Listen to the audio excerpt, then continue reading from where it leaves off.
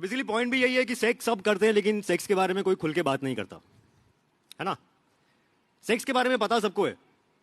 I know कहीं ना कहीं कोई भीड़ में बैठा होगा जो मन ही मन बोल रहा होगा कि बाबा थियोरेटिकली पता है, बट प्रैक्टिकली कब पता चलेगा पता नहीं।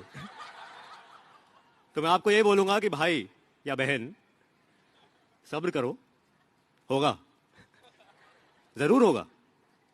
मुझे भी एक टाइम पे लगता था कि पता नहीं मेरे साथ होगा कि नहीं होगा। इंजीनियरिंग में था ना, नहीं पर हुआ, खूब हुआ।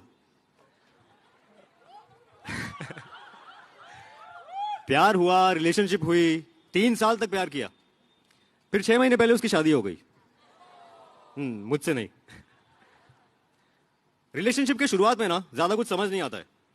कुछ काम नहीं है तो सेक्स कर लिया, कुछ काम है तो काम छोड़ के सेक्स कर लिया। नेटफ्लिक्स की कोई भी चीज शुरू की, खत्म नहीं की, उससे पहले ही चिल। फिर कुछ टाइम बाद आपको याद आता है कि और भी लोग और भी काम है दुनिया में, तो फिर वही साथ में घूमना, फिल्में देखना। बेसिकली जैसा भी आजकल के लड़के लड़कियां फील करते हैं रिलेशनशिप में, वैसा फील करते करते 3 साल कब बीत गए पता ही नहीं चला। नहीं, ऐसा कोई रिग्रेट नहीं है मुझे, we had a good time. उसे भी कोई रिग्रेट नहीं था। बेसिकली वो अपनी शादी को लेके हमेशा से ही बहुत एक्साइटेड थी, अब वो चाहे मेरे साथ होती या किसी और के साथ। जब मैं आखिरी बार जा रहा था तो मीनाक्षी ने मुझे पीछे से रोका और कहा, it's not you, it's me. मुझे कॉमन गोल्स वाला कोई मिल गया है, तुम्हें भी जरूर कोई मिल जाएगी। फिर हम डबल डेट पे जाएंगे, तुम्हारे फेवरेट बेल्जियन वॉफल्स खाने, पर प्रॉमिस करो कि टच में रहोगे। अब ये एक ऐसी बात है जिसका कोई सही जवाब नहीं हो सकता, तो मैंने वही किया, नीचे देखा और गर्दन हिला दी। फिर हमने आखिरी बार किस किया, फिर आखिरी बार सेक्स किया। थोड़ी कंट्रोवर्शियल बात है, लेकिन शायद हमारी लाइफ का बेस्ट सेक्स था वो। मन में तो ये ख्याल भी आया कि भगवान अगर 3 साल का ब्रेकअप सेक्स ऐसा होता है तो हर महीने एक 3 साल का ब्रेकअप करवाए। कायदे से उस दिन घर आके मुझे खूब शराब पीनी चाहिए थी, पर कुछ खास मन नहीं किया। थोड़ी देर तक इंस्टाग्राम पे उसको स्टॉक किया, जो उसने हमारी फोटोज डाली हुई थी साथ में, उनका स्क्रीनशॉट ले लिया, क्योंकि अब उनका डिलीट होने का टाइम आ गया था। मैं चाहता तो इंस्टाग्राम पे एक दिन हमारी वो हैशटैग हिच्ड वाली फोटो भी आ सकती थी, लेकिन मुझे इतनी जल्दी शादी करनी नहीं थी और वो इससे ज्यादा रुक नहीं सकती थी। खैर, इस सब के बाद मेरा रूटीन मेरा हो गया।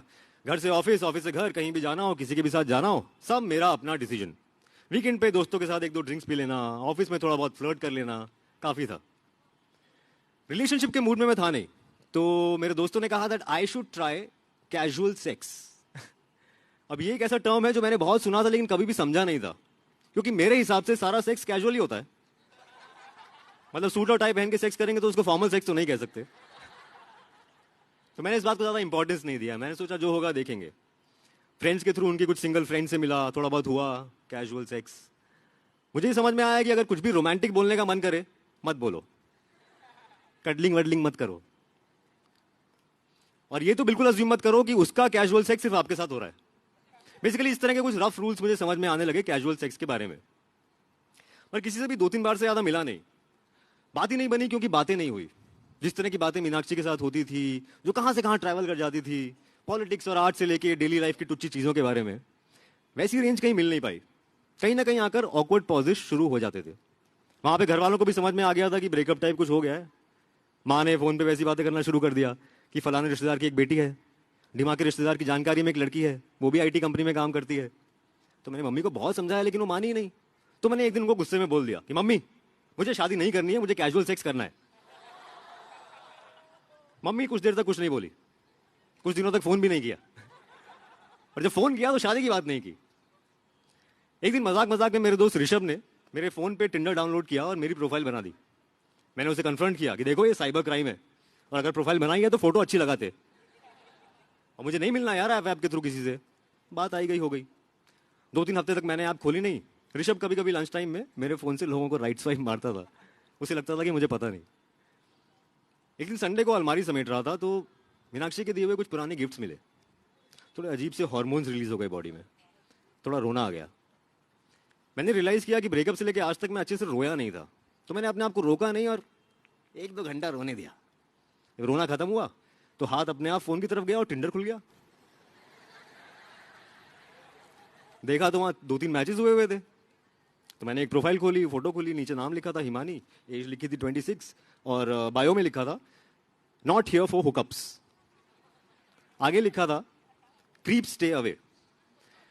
अब मुझे पता नहीं था कि मैं कुछ भेजना चाहता हूं या नहीं, बट पता नहीं मेरी उंगलियों ने अपने आप एक वेव भेज दिया।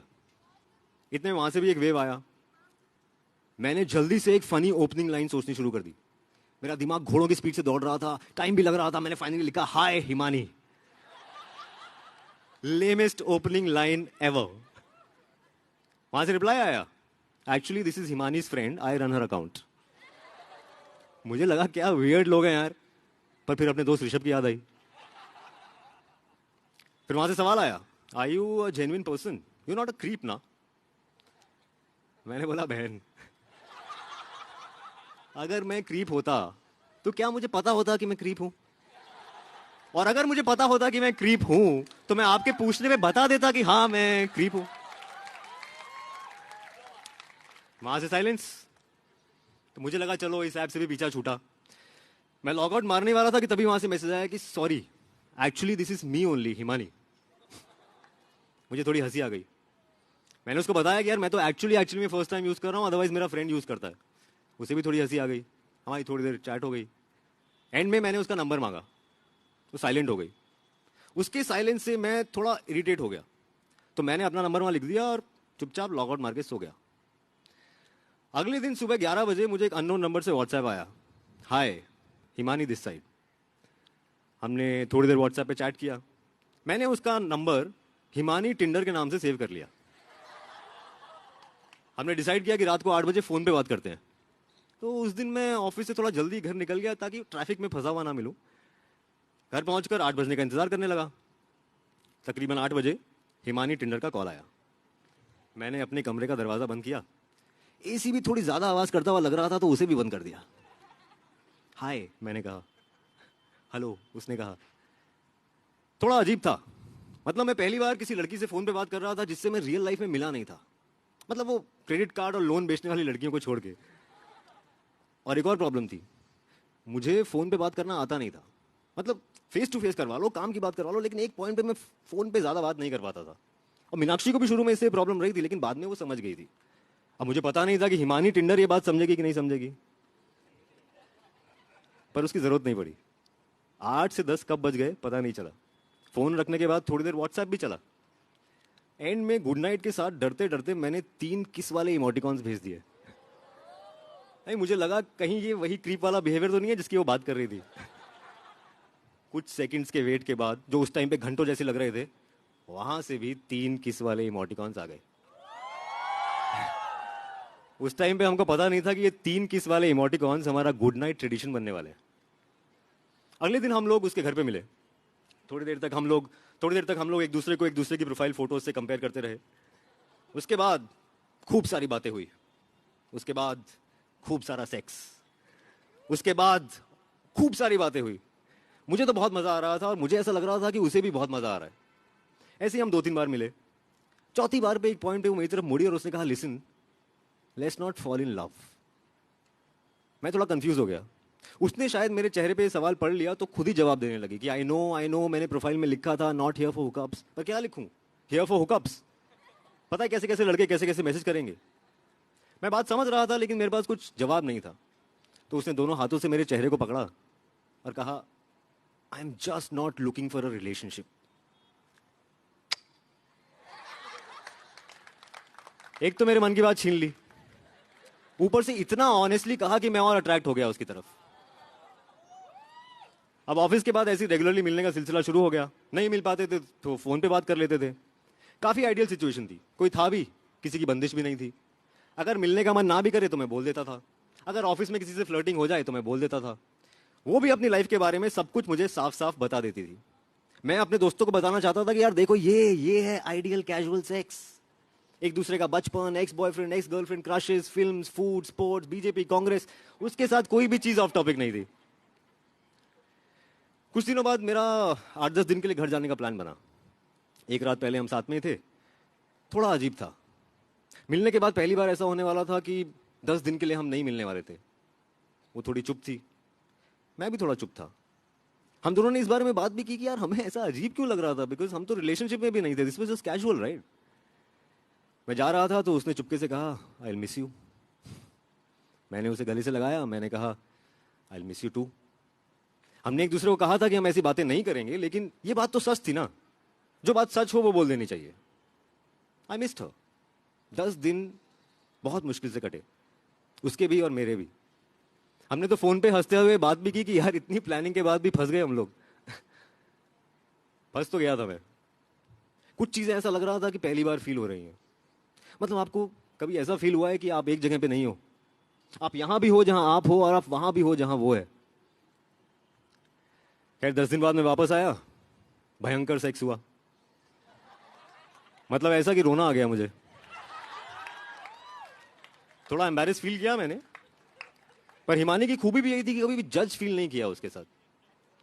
अब हम लोग साथ में बाहर भी जाने लगे, वो मेरे दोस्तों से मिली, मैं उसके दोस्तों से मिला। हम दोनों ने एक दूसरे को बिना बताए अपनी टिंडर प्रोफाइल भी डिलीट कर दी थी। मेरी ऑफिस में फ्लर्टिंग भी कम हो गई थी। ये हम लोग कर नहीं रहे थे, ये हो रहा था। मैंने घर शिफ्ट करने का भी प्लान बना लिया। हाँ, वो लिव इन को लेके कंफर्टेबल नहीं थी, पर मैं सेम एरिया में तो शिफ्ट हो ही सकता था। आने जाने का पैसा टाइम सब बच जाता। तो उसकी पसंद का अच्छा सा घर मैंने अपने लिए चूज कर लिया। रेंट थोड़ा ज्यादा था, बट पैसे क्या मुझे कवर में लेके जाने थे।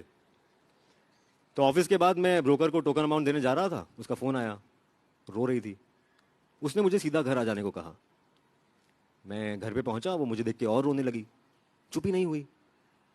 तो मैंने ऐसे ही मूड हल्का करने के लिए पूछ लिया कि यार पड़ोस में शिफ्ट हो रहा हूं तो स्पेस इन्वेट कर रहा हूं, बाकी बॉयज नहीं आ पाएंगे आसानी से, इसलिए बुरा लग रहा है। हंसी नहीं। पहली बार लाइफ में उसने मुझे जज्ड वाला लुक दिया। थोड़ी देर और रोई, फाइनली चुप हुई और बोली कि एक्चुअली मैं एक और लड़के से मिली थी टिंडर के थ्रू, तुमसे मिलने से पहले। मैंने कहा ठीक है, कोई बात नहीं। उसने कहा no, we met, we fell in love, we got into a monogamous relationship, but then we broke up because it was getting a little monotonous. एक तो मुझे ये समझ नहीं आता कि जब हम लोग ऐसी बातें करते हैं तो इंग्लिश में क्यों बात करने लगते हैं।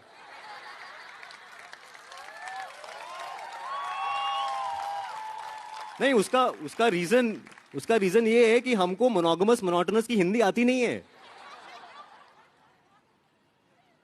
तो मैंने उसको बोला कि ठीक है यार, अब जो हो गया वो हो गया, अब इसमें रोने वाली क्या बात है। उसने कहा वो लौट आया है।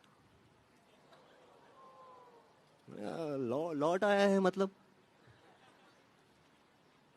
उसने कहा he wants to be back and I think I also still love him, we might get married and anyway we were never in an official relationship ना।